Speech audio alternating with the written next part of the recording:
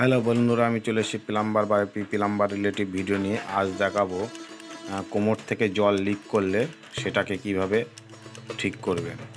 দেখুন বন্ধুরা, আমাদের এই যে সিঙ্গেল পিস যে কোমরটা আছে, এই কোমর দিয়ে অনবরত ভিতর দিয়ে জল পড়েই যাচ্ছে।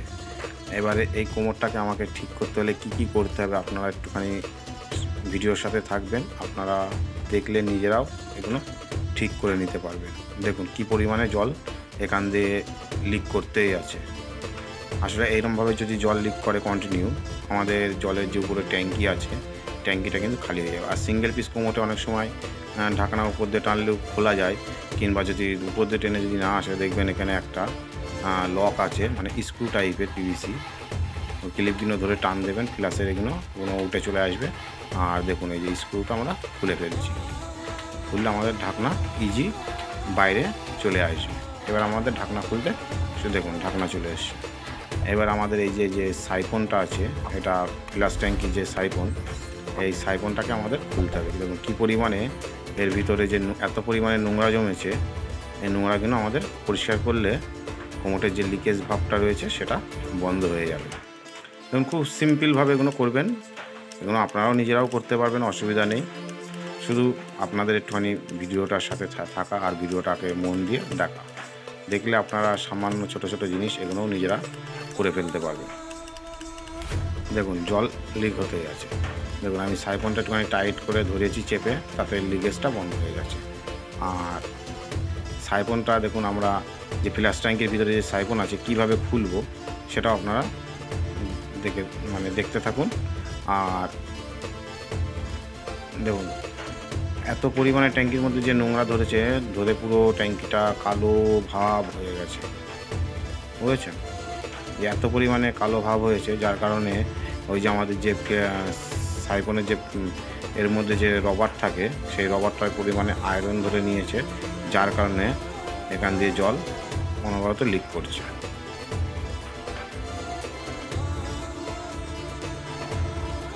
দেখুন এটা আমরা এবারে খুলে আমরা দেখব যে জল কতটা লিক করছে। দেখুন এইভাবে ঠিক মোড়া দেবেন, দেওয়ার পরে জিনিসটা কিন্তু খুলে যাবে। দেখুন এটা খুলে যাচ্ছে। অনেক সময় উপর থেকে ঘুরে যায়, সেটা আপনারা একটু নিচে হাত দিয়ে ঘোরাবেন, তাতে খুলে যাবে। অনেক সময় আয়রনে কি হয়, জিনিসটা টাইট হয়ে যায়, টাইট হলে খুলতে চায় না। দেখুন এখানে যে এই যে রবারটা আছে, রবারটার নিচে কতটা পরিমাণে নোংরা ধরেছে, যার কারণে যে রবারটায় যদি নিচে নোংরা ধরে থাকে, তাহলে রবারটা কী হয়, আমরা যখন ফ্লাশ করবো রবারটা বসে না বসলে, সেটিং না হলে এটা অনবরত জল লিক করে। দেখুন যেখানে রবারটা বসছে সেই জায়গাটায় আয়রন প্রচুর পরিমাণে ধরেছে। তাহলে আমাদেরকে কী করতে হবে, আমাদের সাধারণত হার্ডওয়্যার্সের দোকানে যে নর্মাল অ্যাসিড পাওয়া যায়, সেই অ্যাসিড আমরা নিয়ে এসেছি এক বোতল। দেখুন অ্যাসিড দিয়ে, আর অ্যাসিড ডাইরেক্ট কড়া ভাগের অ্যাসিড দেবেন, দিলে তাহলে কিন্তু এটা পরিষ্কার হবে। আর পরিষ্কার হবে আর জিনিসটা ফেটে যাবে। এখানে মানে এবিএস টাইপের বডি তো, যার কারণে ফেটে যাওয়ার সম্ভাবনা থাকে।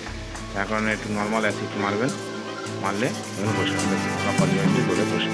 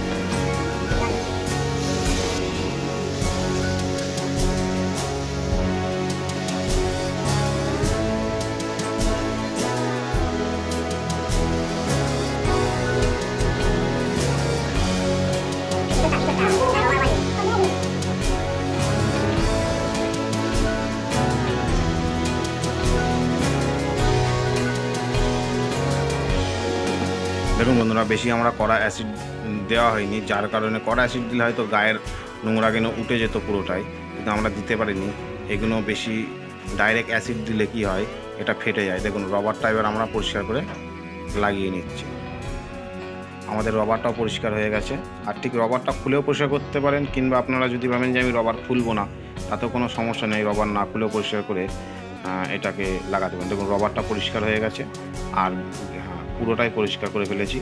রবার ভালো আছে। রবার তো সাধারণত আমাদের নষ্ট কখনোই হয় না, রবার ভালোই থাকে, কিন্তু রবারে আয়রন ধরে নিলে সেটা এরকম হয়ে যায়। দেখুন আমরা আবার ওই যেখানে রবারটা বসে সেই জায়গাটা কিন্তু আমরা পরিষ্কার করে নিয়েছি, নিয়ে এবার এটা আমরা বসিয়ে দেবো। দেওয়াতে এবার আমরা মেজারমেন্ট সব কিছু ঠিক করে নিচ্ছি, নিয়ে যেভাবে ছিল ঠিক সেইভাবে আমরা এটাকে লাগিয়ে দেব। দেখুন লাগানোর পরে আমরা এবারে জল চালু করব, ট্যাঙ্কিতে জল ভর্তি হবে, হলে আমরা এবার দেখব এটা দিয়ে আবার লিক হচ্ছে কি না, ঠিক সেটিং হলো কি না হলো। সেটিং ঠিক হয়েছে কি না সেটা আমরা একটু চেক করে নেব। একটু জলটা ভর্তি হলেই বোঝা যাবে যে আমাদের আর লিকেজ হচ্ছে কি না। আর বলককটাও আমরা দেখে নিচ্ছি যে জল ঠিক মতন বন্ধ হচ্ছে কি না। বলককটা হালকা সমস্যা হচ্ছে, তা সেটা ছোটো সমস্যা, ওটা জল ভর্তি হলে ঠিক হয়ে যাবে, এতেও নোংরা আছে। আর আমার চ্যানেলে বলকক সম্বন্ধে, যে বলকক কীভাবে রিপেয়ার করতে হয় সেই সম্বন্ধে ভিডিও দেওয়া আছে, সেটাও আপনারা গিয়ে দেখে আসতে পারেন। আর বন্ধুরা, চ্যানেলে যদি আপনারা নতুন হয়ে থাকেন অবশ্যই চ্যানেলটা সাবস্ক্রাইব করবেন, পাশে থাকা বেল আইকনটাকে অন করে দেবেন, যাতে প্লাম্বার রিলেটিভ ভিডিও আপনাদের কাছে সবার আগে পৌঁছায়। দেখুন বন্ধুরা, আমাদের কোমরের ভিতর দিয়ে কিন্তু আর জল লিক হচ্ছে না। আমাদের এটা পুরোটাই ঠিক করে ফেলেছি। আমরা ফ্লাশ করলাম, হালকা জল যাচ্ছে, আর আমরা দেখে নিচ্ছি যে ফ্লাশ টিলাশ সব ঠিকভাবে হচ্ছে। দেখুন আমাদের এটা পুরো ঠিক হয়ে গেছে। আবার দেখা হবে বন্ধুরা নেক্সট কোনো ভিডিওয়। সবাই ভালো থাকবেন, সুস্থ থাকবেন।